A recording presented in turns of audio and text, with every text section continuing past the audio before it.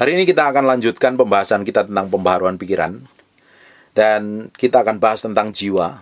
Apakah sih jiwa itu? Jiwa adalah pikiran, kemauan, dan emosi kita. Nah, seringkali banyak orang Kristen itu gagal dalam hal di dalam area jiwa ini.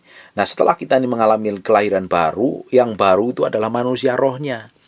Manusia roh kita itu baru. Di Yeskel pasal yang ke-36 ayat 25 sampai 27 dijelaskan Tuhan akan memberikan hati yang baru dan memberikan roh yang baru, hati yang baru dan roh yang baru. Jadi tempat tinggalnya Tuhan yang diperbarui adalah manusia roh kita. Sedangkan jiwa kita itu perlu proses progres. Di Roma kemarin dijelaskan hendaklah engkau berubah sesuai dengan pembaharuan budimu. Pembaharuan budi kita itu diperbarui dari hari ke hari dengan belajar firman, merenungkan firman Tuhan. Dan hari ini banyak orang Kristen itu gagalnya pada jiwa ini. Jiwa ini isinya adalah pikiran, kemauan, dan emosi kita. Apa yang kita pikir, apa yang kita rasa, apa yang kita mau, seringkali ini bertentangan dengan firman Tuhan. Seringkali bertentangan dengan apa yang Tuhan mau. Makanya perlu ditaklukkan sepenuhnya kepada Kristus. Nah, di kitab Yohanes dijelaskan nih, orang itu kalau jiwanya makmur, sehingga apa saja yang dikerjakan juga bisa sehat, makmur, dan berhasil nih. 3 Yohanes pasal yang kedua dijelaskan, saudara-saudaraku yang kekasih, lebih dari sesuatu aku berharap agar engkau makmur dan sehat, sebagaimana jiwamu makmur. Kita tahu bahwa ketika jiwa kita ini makmur, sehat, seperti yang Tuhan mau, maka aktivitas apa yang kita kerjakan pun juga baik-baik saja. Tapi kalau jiwa kita ini sakit nih, ada beberapa orang yang jiwanya sakit nih, pikiran, perasaan, dan kemauannya itu pernah dilukai masa lalu, punya trauma masa lalu, punya kepahitan di masa lalu. Akhirnya apa? Apa yang dijalani hidupnya nggak sehat. Seringkali orang yang pernah disakitin akan menyakitin orang lain. Orang yang pernah kepahitan, dia akan mahitin orang lain. Orang yang pernah trauma, hidupnya akan penuh ketakutan dan kekhawatiran dan lain sebagainya. Nah, jiwa sama roh ini berbeda, Bapak Ibu. Jiwa adalah bagian yang harus disempurnakan dari hari ke hari. Kita harus perlu perubahan secara progresif. Terus keselamatan yang hari ini yang progresif letaknya itu di jiwa. Roh kita itu sudah diselamatkan. Barang siapa dalam Kristus adalah ciptaan baru. Yang diselamatkan itu adalah manusia roh kita. Tetapi jiwa kita itu progresif, perlu perjalanan, perlu proses nih. Nah, jiwa ini kalau nggak ditaklukkan, akhirnya apa? Ngikutin keinginan daging kita. Berapa banyak orang yang Kristen yang sudah lahir baru tapi kehidupan kelakuannya melakukan perbuatan-perbuatan daging, akhirnya jatuh dalam dosa, terjerat dalam dosa. Nah, yang kita pikir, yang kita rasa, yang kita mau itu kita harus taklukkan sepenuhnya kepada Kristus supaya apa? Kita mengalami keselamatan yang sempurna. Orang berpikir begini, kalau saya ini udah percaya Yesus, saya sudah lahir baru, berarti saya sudah diselamatkan. Betul sekali, rohmu diselamatkan. Tapi setelah kamu lahir baru, ada hal yang harus kita kerjakan. Menaklukkan jiwa kita ini kepada Kristus. Makanya diperbarui selalu dengan firman Tuhan. Kita perbarui. Lihat, kita belajar firman, kita merenungkan firman, kita dengar khotbah, kita saat teduh, kita nyembah Tuhan, kita praktek firman. Itu adalah bagian dari progres penyempurnaan. Apa yang kita pikir, apa yang kita rasa, apa yang kita mau, ditaklukkan sepenuhnya kepada Kristus. Sekarang buka di 1 Tesalonika pasal yang kelima ayat 23. Semoga Allah damai sejahtera menguduskan kamu seluruhnya, dan semoga roh dan jiwa dan tubuhmu terpelihara sempurna dengan tidak bercacat pada kedatangan Yesus Kristus Tuhan kita. Perhatikan baik-baik nih. Ayat ini terdiri dari, perhatikan nih, manusia ini terdiri dari 3 bagian ini.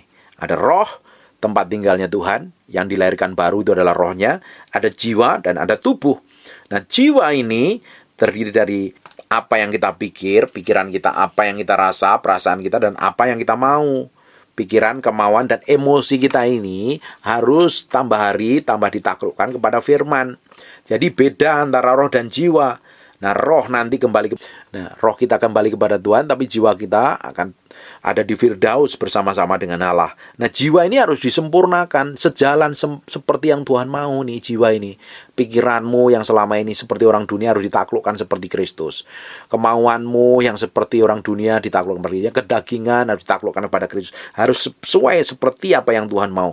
Ini perlu pertobatan yang progresif setiap hari.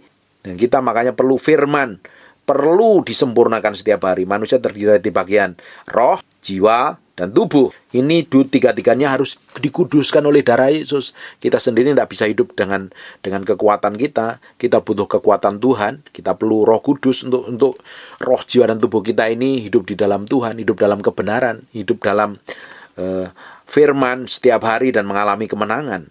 Dan kita mesti tahu ini, kita terus memperbarui jiwa kita dengan seperti yang Tuhan mau. Sekarang buka Ibrani pasal yang keempat ayat yang 12. Sebab firman Allah hidup dan kuat dan lebih tajam dari pedang bermata dua, manapun ia menusuk amat dalam, memisahkan jiwa dan roh. Perhatikan baik-baik, jiwa dan roh itu dua hal yang berbeda. Bisa dipisahkan, memisahkannya dengan firman Tuhan. Jiwa adalah jiwa, roh adalah roh. Dan dua-duanya harus takluk dan tunduk kepada Tuhan. Makanya kita ini terus setiap hari belajar firman Tuhan. Kita belajar menaklukkan diri kita, menaklukkan kedagingan ini pada pusat kehendak Tuhan. Supaya kita semakin hari, semakin keputusan-keputusan yang kita ambil, sikap yang kita ambil, apapun yang kita lakukan, mengalami kemenangan seperti yang Tuhan mau. Tapi kalau kehidupan kita ini dipimpin daging, nanti seringkali kan saya pernah khotbah berkali-kali di Galatia pasal yang kelima itu, bahwa orang yang dipimpin daging, ya dipimpin keinginan hawa nafsunya, percabulan hawa nafsu dan lain sebagainya. Nanti Bapak Ibu baca di Galatia pasal yang kelima.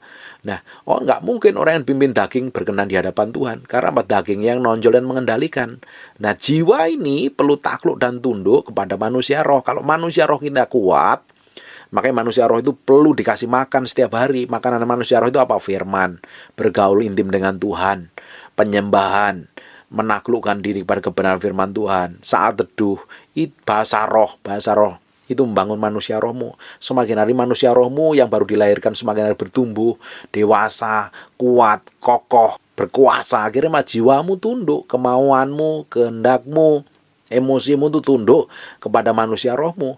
Tapi kalau manusia rohmu kerdil, makanya banyak orang Kristen ya, malas belajar firman, malas doa, malas nyembah Tuhan, kerjaannya ngeritik, ngomongin pendeta, dengar khotbah yang sedikit keras, sakit hati, komentarnya buruk, jelek-jelekin pendeta, jelek-jelekin orang lain, cari kambing hitam. Itu tandanya manusia rohmu itu nggak kokoh, nggak dewasa. Tapi jiwamu yang ngontrol dan mengendalikan. Nah, jiwa ini, apa yang kita pikir, apa yang kita rasa, apa yang kita mau ini selalu bertentangan dengan firman Tuhan. Pikiran kita itu nggak suka firman. Contohnya begini, kenapa kok pikiran kita nggak suka firman? Alkitab ngomong, kalau kamu disakitin, kamu harus mengampuni. Nyatanya banyak orang susah sekali mengampuni. Kalau kamu dimusuhin, kamu disuruh memberkati. Itu berat juga. Selalu firman bertentangan dengan apa yang kita pikir, apa yang kita rasa, apa yang kita mau. Karena jiwa kita ini berbicara kepada dunia. Dan setan persis tahu di area jiwa ini yang akan dikuasai dan dikendalikannya. Kalau jiwa ini nggak takluk kepada Tuhan, kalau jiwa ini nggak takluk kepada Roh Kudus, nggak takluk oleh roh, jiwa ini jadi pintu masuknya setan, mengendalikan, menguasai. Akhirnya apa? Jadi orang itu dikendalikan sepenuhnya menjadi representasi dari pekerjaan setan. Banyak orang Kristen ngakunya orang Kristen percaya Yesus, tapi seringkali mereka masih kepahitan, sering sakit hati, sering trauma dengan masa lalu, sering luka batin dan lain sebagainya. Letaknya di mana? Di jiwa. Nah, jiwa ini perlu dipulihkan setiap hari ini. Orang yang luka batin, orang udah lahir baru, cinta Tuhan, datang ke gereja, nyembah Tuhan, dan lain sebagainya. Tapi kenyataannya masih dia simpan sakit hati. Letaknya di mana sakit hati? Di perasaanmu yang harus melepaskan pengampunan. Karena apa? Pernah dilukai, pernah disakitin. Nah, jiwa ini ada 3 bagian. Apa yang kita pikir, apa yang kita rasa, dan apa yang kita mau. Dan ini harus takluk, tunduk kepada firman. Nggak bisa lagi, nggak bisa dikompromikan lagi. Dan ini harus sepenuhnya takluk dan tunduk kepada firman. Kalau jiwa ini nggak takluk pada Tuhan, akhirnya setan yang akan mulai masuk, menguasai mereka. Pikiran ini, apa yang kita pikir ini kan seringkali bertentangan dengan firman Tuhan. Makanya perlu belajar firman, perlu dengerin firman, perlu dengerin khotbah. Bapak Ibu, saya bersyukur Bapak Ibu mau dengerin apa yang saya sampaikan ini ya. Artinya pikiranmu ditaklukkan sepenuhnya kepada Kristus. Yohanes pasal 8 ayat yang ke-32 dijelaskan nih. Firman yang kamu ketahui, kebenaran yang kamu ketahui, kebenaran itu akan memerdekakan kamu. Ketika kita ngerti kebenaran itu akan memerdekakan kita dari mana? Dari pola pikir yang lama, cara pandang kita yang lama kita buang, kita pakai pola pikir pola pikir kerajaan Allah yang baru. Makanya perlu diperbarui pikiran kita. kita perlu selaraskan dengan firman Tuhan. Kehendak kita sukanya apa? Kehendak kita nggak sukanya apa? Orang lebih suka selingkuh, suka berzina, suruh setia berat banget kok. Karena apa? Dagingnya kalau dikuasain daging, ini kemauan ini begitu ingin melakukan dosa terus. Kemauannya nggak sesuai dengan apa yang Tuhan mau. Ini kemauan kita ini nggak suka. Suruh baca firman ngantuk. Suruh hidup kudus malah melakukan dosa. Kehendak kita. Coba, apakah kita benar-benar bisa cinta Tuhan sungguh-sungguh? Pada kenyataannya, orang malah nggak bisa menaklukkan kehendaknya. Malah nggak bisa melakukan kehendak Tuhan. Melakukan kehendaknya maunya sendiri. Dan jiwa ini harus benar-benar ditaklukkan di hadapan Tuhan loh. Kalau jiwa ini nggak ditaklukkan di hadapan Tuhan, ujung-ujungnya akan nyeret kita jatuh di dalam dosa terus. Kita harus menang nih di area jiwa. Ketika jiwa ini kita taklukkan sepenuhnya kepada Kristus, selaras kemauan, kehendak kita, pikiran kita ditaklukkan pada pusat kehendak Tuhan. Ujungnya jiwamu tunduk dan takluk kepada manusia rohmu. Dan tubuhmu tinggal ngikutin aja. Orang itu melakukan dosa karena apa? Jiwanya yang mengendalikan, kemauannya, kehendaknya. Apa yang dia pikir, apa yang dia rasa, apa yang dia mau. Ngontrol dan mengendalikan, kan jiwanya ngikutin. Bayangin, kalau manusia rohnya kuat dan kokoh, perkasa dan powerful sekali, ketika pikirannya nggak sesuai dengan firman Tuhan, langsung ada warning. Nggak kudus ini, harus kembali kepada firman. Makanya pikiran kita harus ditaklukkan. Pikirkanlah yang baik, yang sedap didengar, patut disebut kebajikan. Itu cara menaklukkan pikiran-pikiran yang nggak benar. Kehendak kita kalau nggak sesuai kebenaran firman, diluruskan kepada firman. Kemauan kita yang bertentangan dengan firman Tuhan harus diselaraskan dengan firman. Perlu ditaklukkan dan ditundukkan kepada Kristus dan kebenaran setiap hari. Perlu pertobatan setiap hari. Perlu latihan menaklukkan jiwa kita ini kepada firman Tuhan. Baru kita akan mengalami kemenangan.